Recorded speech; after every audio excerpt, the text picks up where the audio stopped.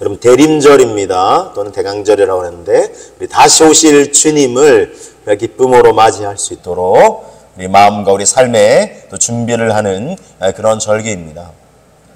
다시 오실 주님 앞에 서게 될 때 주님은 우리에게 무엇을 기대하실까요? 아름다운 향기나는 믿음과 삶을 기대하시는데 아가서 4장 13절 14절 말씀을 함께 한번 보시겠습니다. 너에게서 나는 것은 석류나무와 각종 아름다운 과수와 고벨화와 나도풀과 나도와 번홍화와 창포와 개수와 각종 유향목과 모략과 침향과 모든 귀한 향품이요. 자, 모든 향품, 아름다운 향품들이 이렇게 하나의 향기가 아니에요. 보시면 여러 가지 향기들이 있다는 것입니다. 그래서 모든 귀한 향품이다라는 표현에서 보든 하나의 향기가 아니에요. 이 신부가 늘 하나의 향기만 풍기는 게 아니라 여러 아름다운 향기들이 풍기는 것입니다. 그래서 자, 이 아가서의 고백은 우리 잘 아시다시피 솔로몬 왕과 이 술람미 여인의 사랑의 스토리가 이 안에 담겨져 있습니다. 자, 솔로몬 왕은 이 술람미 여인에게서 나는 여러 가지 아름다운 향기들. 자, 그래서 제가 이제 이 말씀을 이제 소개를 하면서 이제 2주 동안, 지난 2주 동안 예배의 향기, 감사, 찬송의 향기를 함께 포함해서 예배의 향기를 올려드리는 걸 주님이 기뻐하시고, 또한 기도의 향기, 또 무엇보다 중보기도의 향기를 계속해서 하나님의 보좌 앞에 쉬지 않고 올려드리는 것을 주님이 기뻐하신다라고 말씀을 제가 소개를 해드렸습니다. 오늘은 또 어떤 향기가 올려드렸을 때에 우리 주님이 기뻐 받으실까요? 자, 솔로몬 왕이 술람미 여인을 사랑했는데 술람미 여인의 어떤 향기가 솔로몬 왕의 마음을 흡족하게 한 것일까요? 자, 그래서 무엇보다 이 술람미 여인의 이 섬기는 모습에 반한 것이 아닌가라고 충분히 이 말씀을 통해서 우리가 확인해 볼 수 있습니다. 그래서 섬기는 이의 향기에 반했다, 이렇게 소개를 제가 드립니다. 아가서 1장 5절 6절 우리 다시 한번 아가서 1장 5절 6절을 한번 소개해 드리면 이 신부의 고백입니다. 이 여인의 고백입니다. 예루살렘 딸들아, 내가 비록 검으나 아름다우니 게달의 장막 같을지라도 솔로몬의 휘장과도 같구나. 내가 햇볕에 쬐어서 거무스름할지라도 흘겨보지 말 것은 내 어머니의 아들들이 나에게 놓아여 포도원 지기로 삼았음이라. 자, 이렇게 고백하고 있습니다. 자, 보시면 햇빛에 쬐어서 거무스름하다, 그렇죠? 그래서 왜 햇빛에 이렇게 많이 피부가 노출이 됐을까요?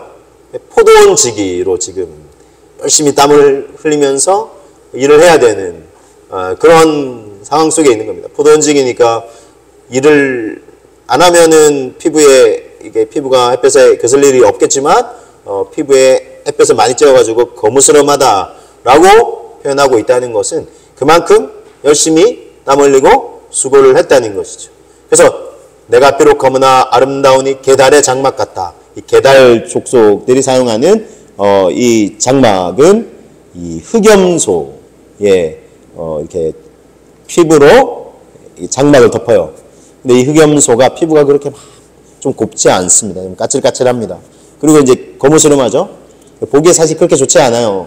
근데 스스로 아마도 이제 햇볕에 많이 이제 노출되고 이렇게 했기 때문에 피부도 그렇게 난 좀 다른 사람들보다 좀 곱지 않아 생각했던 것 같고, 또 이제 얼굴이 이제 까맣게 이제 까무잡잡하게 이제 되고 하니까 아유, 누가 날 이뻐해 줄까 했는데 아유, 솔로몬 왕이 이뻐해 주는 거. 그런 여인의 모습을 오히려 사랑스러워하는 거예요. 왜냐하면 이 솔로몬 왕이 수많은 여인들을 만났겠죠. 그런데 그 여인들은 주로 어떤 사람들이었을까요? 손에 어떻게 보면 물 한 방울 안 묻혀봤을 법한 다 하인들 하녀들을 거느리고 있을 왕족이나 귀족 출신들이죠. 그런 사람들은 전혀 이렇게 섬기고 수고하고 이런 모습이 없어요. 그런데 이 술람미 여인이 포도원에서 열심히 땀 흘리면서 수고하고 섬기는 그 향기에 솔로몬 왕이 마음을 빼앗긴 것입니다. 자, 그래서 여러분, 이 섬기는 이에게서 나는 아름다운 향기에 마음을 빼앗겼는데, 다윗의 이야기를 좀 소개해 드리겠습니다. 자, 다윗이 왕으로 이제 세워질 때에, 자, 첫 번째 이스라엘의 이제 첫 번째 왕이 누구였죠?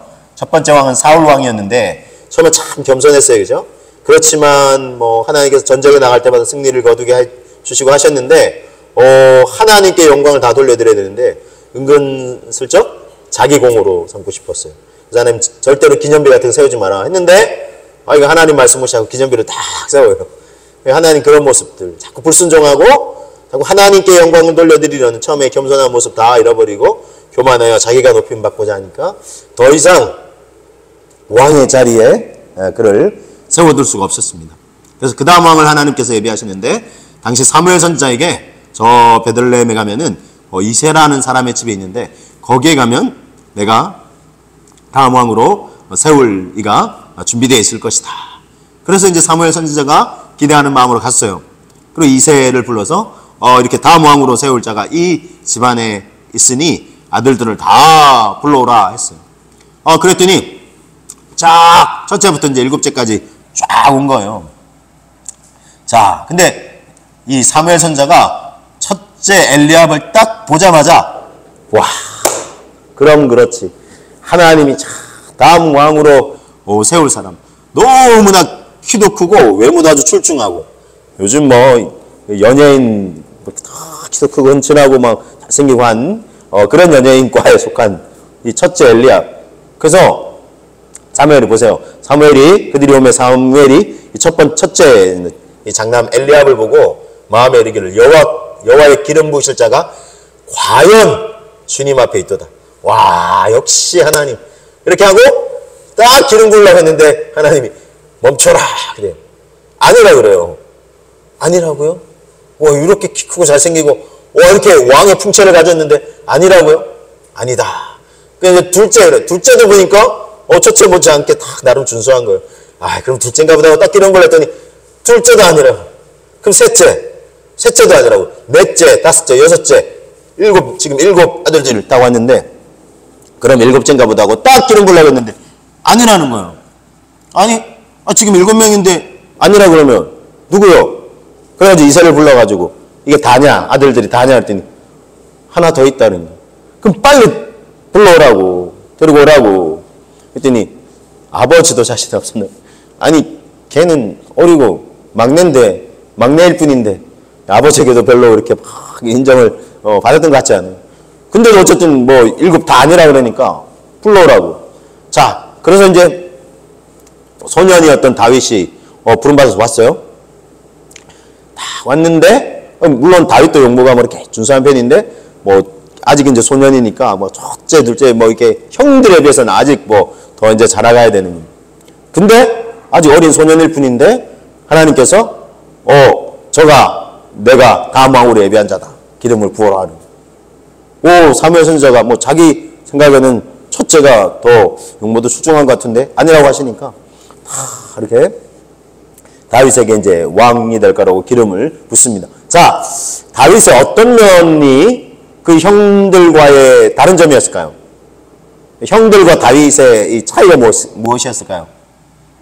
자, 다음 왕으로 세울 자가 이 집안에 있다 해가지고 다 아버지가 오라고 했죠. 종들을 보내서 불러왔겠죠. 근데 첫째부터 일곱째까지는 쪼르르 달려왔어요. 자, 근데 원래 이 형제들이, 다윗을 포함해서 8형제들이 무슨 일을 하고 있었을까요? 그 집안에서 양떼를 치고 돌보는 일을 하고 있었어요. 자, 그런데 야, 다음 왕으로 세울 자가 우리 중에 있대. 야, 빨리 가야지. 혹시 난가? 하고 첫째부터 일곱째까지는 어떻게 했어요?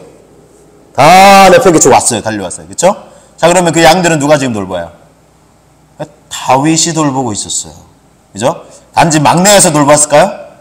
아니에요. 평소 이 다윗의 모습을 보면 양떼를 정말 사랑하면서 돌봤어요. 오히려 평소에도 형들은, 야, 우리 놀자.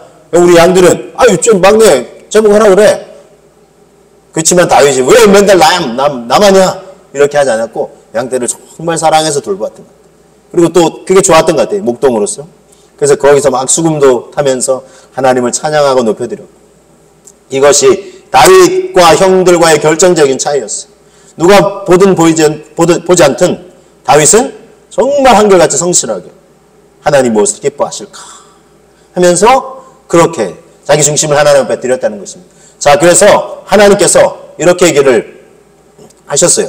자, 사무엘 선지자로 하여금 다윗을 기름 붓고자 할 때 하나님이 기름 부으라고 하셨을 때 이렇게 말씀하셨어요. 사무엘상 16장 우리 또 그 이어지는 말씀을 보시면 이렇게 말씀합니다. 6절 7절 보시면 그들이 오매 사무엘이 엘리압을 보고 마음에 이르기를 여호와의 기름 부으실 자가 과연 주님 앞에 있도다 하였더니 그런데 하나님 보세요. 여호와께서 사무엘에게 이르시되 그의 용모와 키를 보지 말라. 내가 이미 그를 버렸노라. 내가 보는 것은 사람과 같지 아니하니 사람은 외모를 보거니와 나 여호와는 무엇을 보신다고요? 중심을 보느니라 그랬어요. 사람은 외모를 봐요. 그게 사람입니다. 안 본다 해도 이게 봐요, 그렇죠? 물론 이제 보는 정도가 외모만 너무 온전히 보느냐 아니면 뭐 다른 걸 조금 그래도 같이 보더라도 그래도 외모를 전혀 안 볼 수는 없어요. 사람은. 자, 그런데 하나님은 어때요? 무엇을 보신다고요? 중심을 보신다는 거예요. 우리의 중심, 마음 중심, 삶의 중심의 모습이 어떠한가? 그것을 보신다는 것입니다. 예전에 한 20여 년 전에 여러분 혹시 뭐 기억나실지 모르겠는데 배꼽티라는 게 대유행한 적이 있었어요. 유행은 이게 돌고 돌잖아요, 그렇죠? 그래서 뭐 지금은 뭐 배꼽티 전혀 뭐 유행 안 하지만 또 언젠가는 뭐 또 돌 수도 있죠. 배꼽티가 유행하겠어요. 우리 여성분들 중에 배꼽을 드러내는 것을 이렇게 탁 티가 이렇게 싹 가려야 되는데 배꼽이 딱 보이게끔 이렇게 하는 거예요. 그래서 배꼽티 그래가지고 근데 그 어느 교회도 우리 청년 자매들이 이렇게 배꼽티를 자꾸 입고 오는 거예요. 그런데 이제 뭐 어르신들이나 이런 분들이 봤을 때 좀 너무 민망하잖아요. 그래서 자꾸 민망하다는 얘기가 들려오니까 이렇게 사모님이 한 번은 얘기를 좀 해야 되겠다 그래가지고 청년을 자꾸 불렀어요. 불러가지고 다른 분들이 보기에 좀 이렇게 좀 민망해 하시니 좀 배꼽을 가리면 어떠냐 이렇게 얘기를 했어요. 그랬더니 청년 자매가 제가 배꼽티를 입는 이유가 있어요. 왜 배꼽티를 이렇게 입냐고 했더니 하나님이 중심을 보신다고 하셔서요. 아니 하나님이 중심 보시는 게 뭐 이게 우리 배꼽을 보신다는 겁니까? 그거 아니죠. 뭐 우스갯이야기지만 우리가 생각해 볼 점이 있어요. 그렇죠? 하나님은 진짜 뭘 보세요? 우리 마음과 삶의 중심을 보시는 거예요. 그래서 다른 사람이 좀 볼 때는 뭐 하는 듯 하고 다른 사람이 안 볼 때는 그냥 그거 안 하고 이런 게 아니라 이 다윗은 참 이렇게 한결같이 우리 양떼를 돌보고 섬겼던 이런 모습을 보시고 하나님께서 뭐 그런 사람이라면 내 백성 양떼 같은 백성들을 맡겨도 되겠다 이렇게 생각하셨던 거죠. 그래서 하나님께서 기대하신 대로 다윗은 정말 물론 많은 고난과 시련을 겪었지만 왕이 되어서 물론 이제 그래도 좀 정말 우쭐해서 좀 실수하고 범죄한 부분도 있지만 그러나 다윗은 정말 하나님을 온전히 예배하고자 했던 예배자였고 한결같이 또 주님을 대리해서 백성들을 잘 다스리고자 했던 물론 이제 총평을 하시는 하나님이 총평을 그죠? 100점은 아니에요 다윗도. 그래서 이제 100점은 아니지만 총평을 했을 때 하나님이 그래도 저는 내 마음에 참 맞는 사람이다 라고 정말 칭찬해 주셨을 정도로 하나님이 그의 중심을 보시면서 합격 이렇게 증서를 딱 주신 것입니다. 자, 여러분 또 한 사람을 좀 소개해 드릴까 합니다. 우리 구약 성경 인물 중에 요셉, 그렇죠? 요셉 청소년 시절에 막 꿈을 꿨어요. 그랬더니 아버지와 엄마가 아버지 엄마, 아버지 어머니 그리고 형제들이 자기 위에 형들이 남자 형제들만 따져도 자기와 동생 베냐민까지 포함해 12인데 10 형제들이 그리고 동생 베냐민까지 자기가 딱 중앙에서 다 자기에게 절을 하는 거예요. 다윗이 요셉이 너무 이뻐가지고 형들한테 막 이렇게 얘기를 했어요. 어때요? 형들의 이 시기 질투. 아니 아버지가 안 그래도 우리는 이 거적대기 이 같은 옷을 입히는데 너는 귀족들이 입는 옷을 저렇게 입히고 채색 옷을 입히고 안 그래도 진짜 너만 아버지 사랑 독차지하는 것 같아서 미워 죽겠는데 이게 이러면서 그러니까 이제 참 아버지하고 또 편애했고 요셉도 그때 미성숙했고 형들도 막 시기 질투 막 하고 하니까 요게 마치 비빔밥처럼 버무려져가지고 요셉이 죽을 뻔해요. 그쵸? 형들이 진짜 죽여버리자 저거.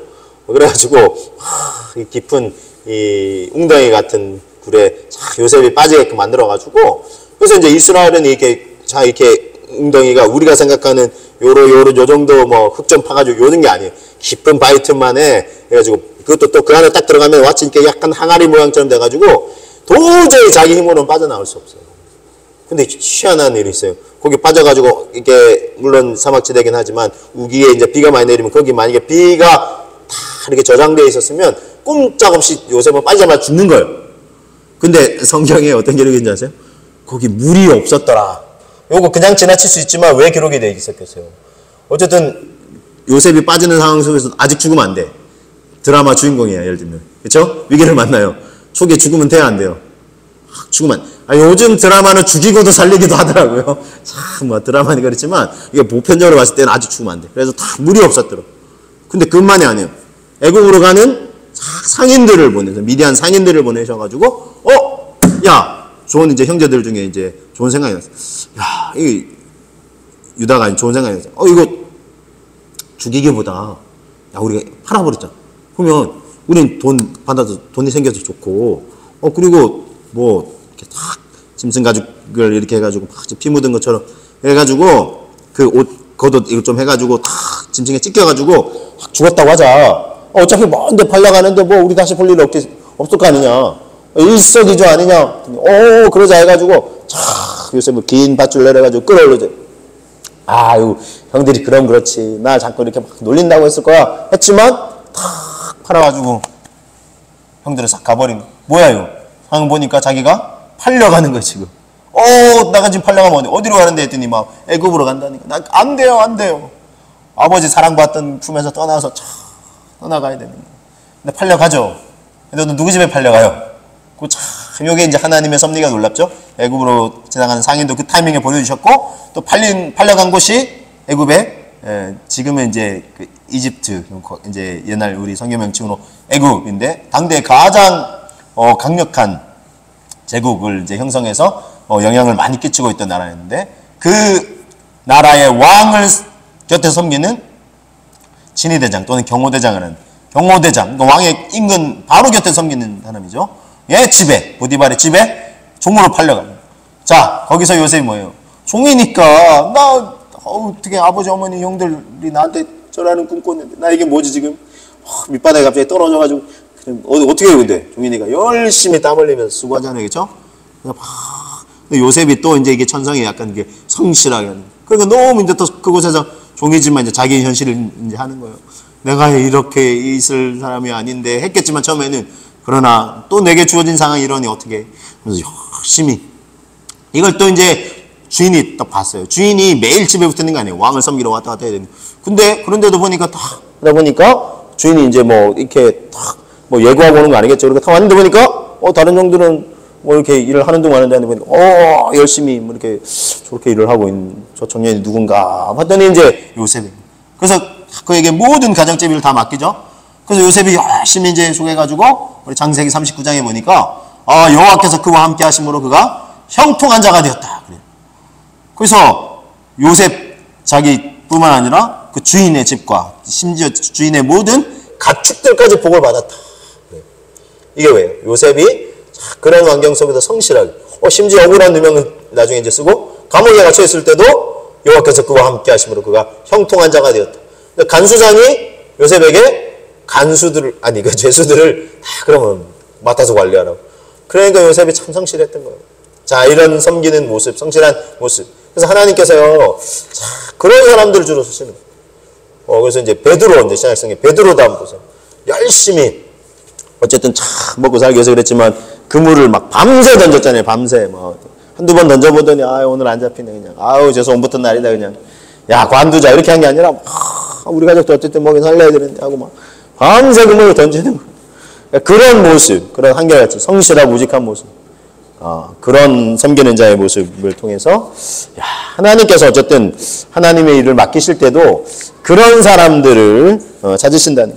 그래서 어쨌든 요셉 얘기를 다시 돌아오면 요셉이 준비가 됐어요. 그런 종살이를 하면서 또 억울한 환경 속에 이제 놓여서 감옥 속에서 일을 하면서 어떤 준비가 됐을까요? 장차 수많은 사람들, 애굽에 이제 또 그 지역에 몰아닥칠 7년의 대풍년에 이어서 몰아닥칠 역대급 대중년의 때를 대비할 수 있도록, 생명을 살리는 도구로 쓰일 수 있도록 어떤 훈련을 시켰을까요?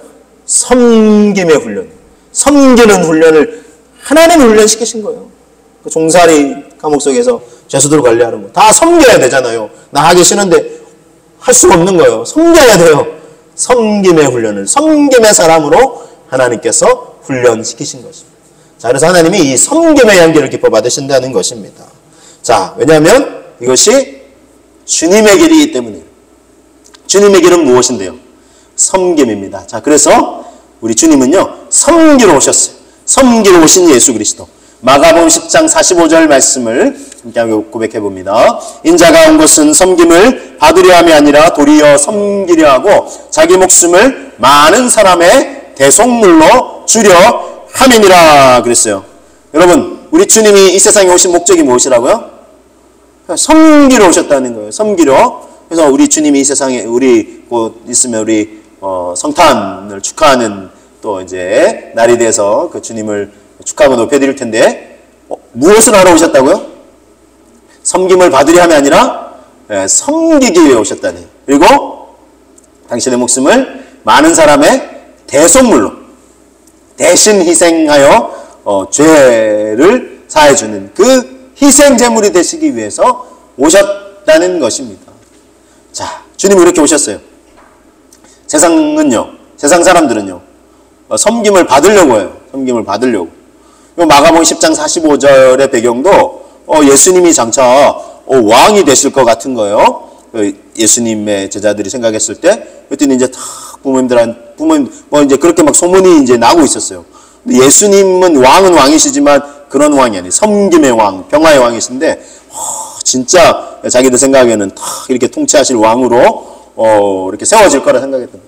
그러니까 어머니가 야고보와 요한의 어머니가 다 양손에 이제 자녀들 붙잡고 와가지고 주님이 왕이 되실 때에 하나는 주의 우편에 하나는 주의 좌편에 이렇게 앉게 해달라고 그렇게 했어요. 근데 주님이 말씀하셨어요. 누구든지 높임을 받으려 하는 자는 섬기는 자가 되어야 된다. 그렇게 얘기하시면서 이 말씀하신 거예요. 내가 온 건 섬김을 받으려 하는 게 아니라 도리어 섬기려 하고 자기 목숨을 내 목숨을 많은 사람의 대속물로 주기 위해서 왔다라는 것입니다. 전혀 그 당시 사람들, 따르던 무리들, 제자들까지도 이걸 이해하지 못했어요. 어찌하든지 높은 자리, 서로 또 막 알력이 있었겠죠? 그러니까 사실 이제 그 이야기를 듣고 다른 제자들이 막 뭐냐고 너 뭐냐고 하면서 막 꾸짖었어요. 너는 주님의 마음도 헤아리지 못하냐 이렇게 꾸짖은 게 아니고 네가 웃긴 소리 하지 마. 나야 나. 예수님 오른편 왼편 나야 너 함부로 그러지 마. 이렇게 생각한 거예요. 그러니까 전혀 주님이 이 세상에 오신 목적 또 이루신 목적과 완전 상반되는 거예요. 그렇습니다, 여러분. 제자들까지도 이럴 정도였으니까 세상 사람들은 섬김을 받으려고 해요. 그러나 주님은 섬기시기 위해 오셨다는 것입니다. 왜냐하면 이것이 또한 주님을 따르는 우리에게 원하시는 길이에요. 왜냐하면 섬기는 자의 삶이 향기롭기 때문입니다. 자, 그래서 여러분 이 세 번째 테마는 섬기는 자의 삶이 향기롭다는 것입니다. 섬기는 삶이 향기롭습니다. 요한복음 12장 3절에 자 이런 사건을 하나 소개하고 있는데 마리아는 지극히 비싼 향유 곧 순전한 나드 한 건을 가져다가 예수의 발에 부었어요. 그리고 자기 머리털로 그의 발을 닦았어요. 그랬더니 향유 냄새가 온 집에 가득했다 그랬어요. 자, 예수님과 많은 사람들이 모인 이 집에서 한 여인이 마리아라는 여인이 자기 정말 이 비싼 향유를 가져다가 예수님 발에 부어서 자기 긴 머리털로 예수님 발에 씻겨드렸어요. 근데 여러분 이 사건은요 요한복음에 제가 말씀을 소개해드렸지만 마태, 마가, 누가, 요한복음 4복음서에 다 소개되고 있는 거예요. 조금 이제 기사 내용은 좀 다르지만 이게 4복음서 다 소개되고 있어요. 그럼 예수님 당시에 일어났던 일 다 소개해야 되는 거 아니에요? 아니에요, 여러분. 마태, 마가, 누가, 요한복음 4복음서에 다 소개하고 있는 것은요. 이게 이 여인이 향유를 부어드린 거하고 우리 잘 아시는 오병이어의 기적 사건 이 정도만 4복음서에 소개하고 있어요. 그만큼 이건 무엇을 의미하냐면 제자들에게 딱 각인이 됐다는 거예요.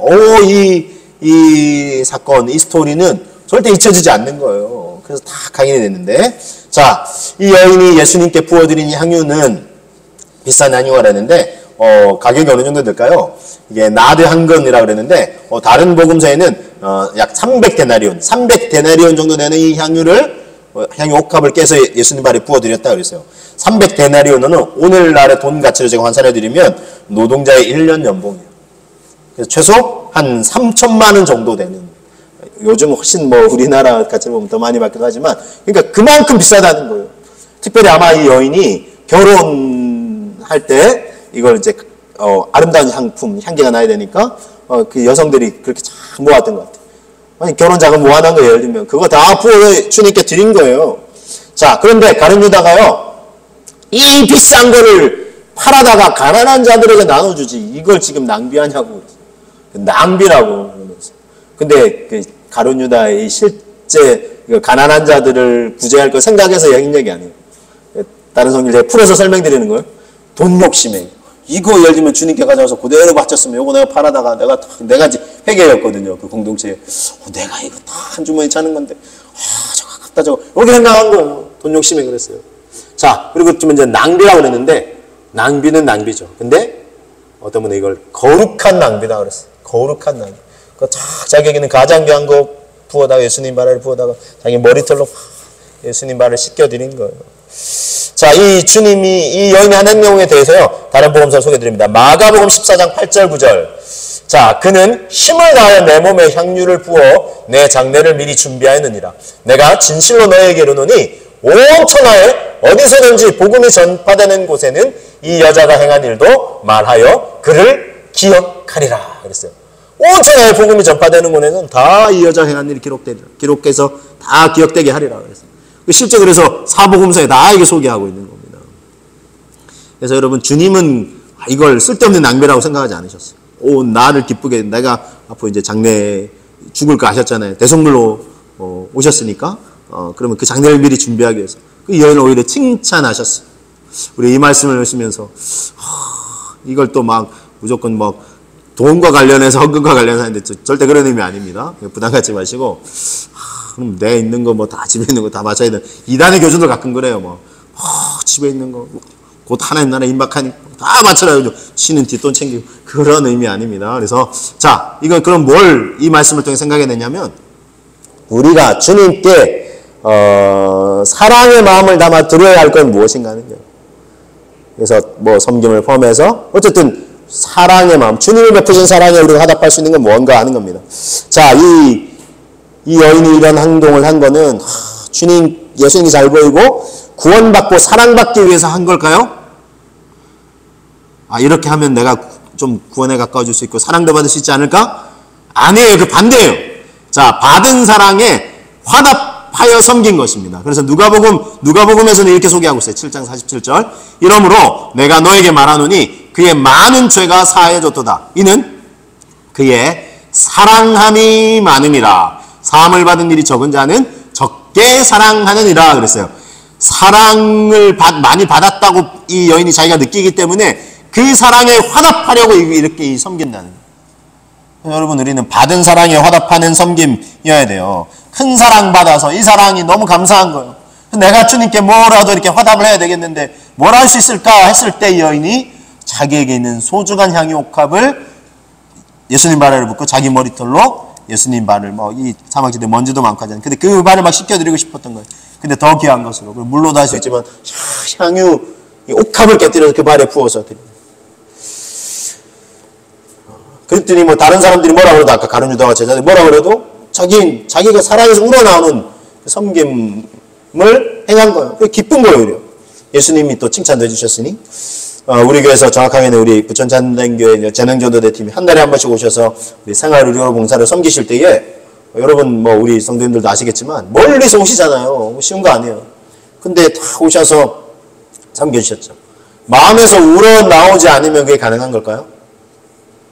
생각해보세요, 여러분. 마음에서 우러나지 않으면 굳이 그렇게 시간 내고 희생하고 뭐 이렇게 하고, 심지어 중간에 한 번은요, 소수정예로 이렇게 오셨는데 다른 분들은 뭐 약간 가을에 나들이 들어가고 막 야외 가고 할 때 겹쳤대 시간이. 근데 여기로 오신 거예요.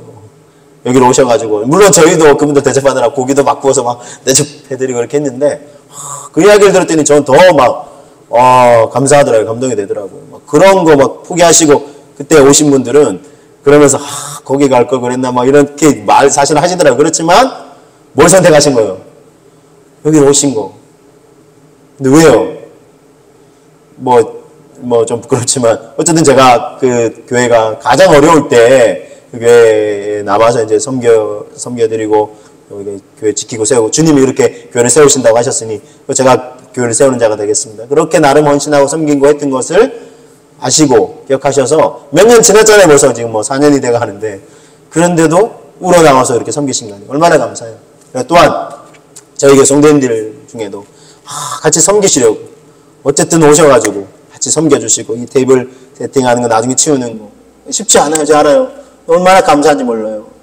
조금 늦게라도 오셔가지고 끝까지 남으셔서 다 정리해 주시고 특별히 또 어르신들도 쉽지 않으신데 이렇게 다 섬겨주셔서 저 정말 감사해요. 그런 모습을 볼 때 얼마나 감사해요. 그렇죠? 어쨌든 교회를 생각하시고 주님 생각하셔서 그렇게 하시니 참 여러분 주님도 보세요. 그렇게 섬기면 주님이 얼마나 기쁘게 받으시겠어요.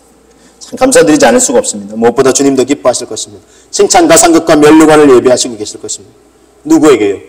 주님 위해서 섬기는 자에게 그런 은혜를 예비하고 계십니다. 우리 디모데후서 4장 7절 8절 바울이 이 생명의 주 예수님 만나고 자신의 전생을 이제 남은 생을 주님 위해 온전히 쏟아부었죠. 그래서 섬김의 향기를 주님께 올려드렸죠. 그러면서 이런 고백을 해요.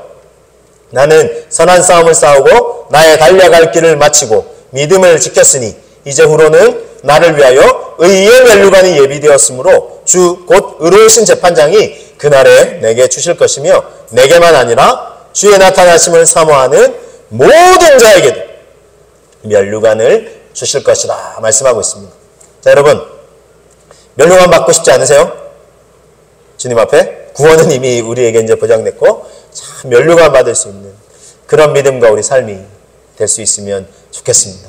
저와 여러분 모두요. 할렐루야. 예, 오늘 말씀을 제가 정리해서 이제 소개해드립니다. 예, 섬기는 삶이 향기로운데 섬기는 이의 향기에 솔로몬 왕이 술람의 여인이 포도원지기로 햇볕을 막 그슬리면서 쬐에서 이제 피부가 이제 거무스름해졌지만 열심히 땀 흘린 이 섬김에 이게 참 반했고요. 자, 우리도 마찬가지입니다. 주님을 향해 이렇게 섬김의 향기 올려드릴 때 주님 기뻐 받으시고 무엇보다 섬기러 오신 예수 그리스도께서 보여주신 길이에요. 섬기시고 죽으시기 위해 대속물이 되시기 위해 오신 주님처럼 우리가 섬길 때 이 섬기는 믿음과 삶이 향기로 와서 주님 앞에 쫙 올려드려진다는 거예요. 근데 이것이 뭐 구원받거나 사랑받기 위해서가 아니라 이미 베풀어 주신 이 사랑에 감사해서 화답하여 주님을 섬기고 또 포도원지기라 했잖아요. 포도원 같은 교회를 섬기고 또 믿음의 백성들을 섬기고 우리의 삶의 자리에서 또 우리가 섬겨야 될 사람들을 사랑으로 섬길 때에 하나님이 기뻐 받으시고 또 섬김을 받는 사람들이 함께 행복해지고 조금 더 따뜻해지는 그런 세상이 되고 삶이 되고 우리 믿음의 공동체가 되고 또 하나님께 그렇게 영광을 올려드리실 수 있으신 저와 여러분이 다 되시기를 주님의 이름으로 축복합니다.